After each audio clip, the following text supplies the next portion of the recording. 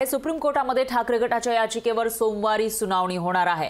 नार्वेकरांच्या निकालाविरोधात ठाकरे गट सुप्रीम कोर्टात गेलेला आहे, तर 19 जानेवारी ऐवजी आता 22 जानेवारीला या प्रकरणामध्ये सुनावणी होणार आहे। सुप्रीम कोर्टाने ठाकरे गटाने ज्या काही याचिका दाखल केलेल्या होत्या, बंडानंतर शिवसेनेमध्ये बंड झाला होता जून 2022 मध्ये, आणि त्यानंतर ठाकरे गटाकडून याचिका दाखल करण्यात आल्या होत्या। त्यामध्ये सुप्रीम कोर्टाचा निर्णय आला, पण जे आमदारांना पात्र करण्याचं प्रकरण होतं त्यात विधानसभा अध्यक्षांनी निर्णय द्यावा असं सुप्रीम कोर्टाने निर्वाळा केला होता। त्यानुसार विधानसभा अध्यक्षांनी निर्णय सुद्धा दिलेला आहे, पण ठाकरे गटाचं त्यावर समाधान झालेलं नाही आणि त्यामुळे ठाकरे गटाने आता सुप्रीम कोर्टामध्ये धाव घेतली आहे। याविषयी अधिक माहितीसाठी आपले प्रतिनिधी स्वप्नील जाधव हे आपल्यासोबत थेट जोडले गेले आहेत। स्वप्नील, काय सांगाल? काही दिवसांपूर्वीच ठाकरेंनी महापत्रकार परिषद घेतली होती, अनेक पुरावे सादर केलेले होते त्या ठिकाणी, पण आता सुप्रीम कोर्टामध्ये सोमवारी या प्रकरणात सुनावणी होणार असल्याचं कळतंय, काय अपडेट्स?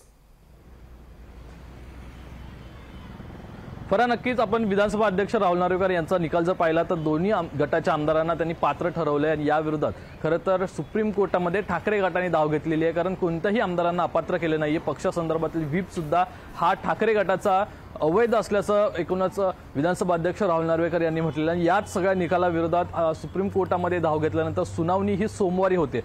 वकील कपिल सिब्बल यांनी विनंती केली होती खंडपीठाला आणि त्यांच्यानुसार या विनंतीला मान्यता देऊन एकूणच लवकरच सुनावणी घेण्यात येईल, म्हणजे सोमवारची तारीख देण्यात आली असल्याची माहिती समोर येते। सोमवारी यावरती सुनावणी होणार आहे। खरं तर ठाकरे गटाच्या विरोधात याचिका, तसंच विधानसभा अध्यक्ष राहुल नार्वेकर यांच्या विरोधात सुद्धा याचिका आहे, त्यांनी दिलेल्या निर्णयाविरोधात याचिका आहे। त्यामुळे सर्वोच्च न्यायालयाचा निकाल आणि विधानसभा अध्यक्ष राहुल नार्वेकर यांनी दिलेला निकाल यामध्ये कशा प्रकारची तफावत आणि यामधून आता सर्वोच्च न्यायालय नक्की काय निर्णय देतं किंवा काय निकष आणि काय एकूणच या युक्तिवादामध्ये समोर माहिती येते हे पाहणं महत्त्वाचं असेल। तसेच सर्वोच्च न्यायालयाच्या निर्देशाचं पालन हे राहुल नार्वेकर यांनी केलं नाही अशा प्रकारचा सुद्धा आरोप होतोय, त्यामुळे अध्यक्षांना काय निर्देश देण्यात येतात नव्याने हे सुद्धा पाहणं महत्त्वाचं असेल। फरा, निश्चितच स्वप्नील, धन्यवाद तुम्ही दिलेल्या या सविस्तर माहितीसाठी। याविषयीची अपडेट आपण तुमच्याकडून घेत राहूयात।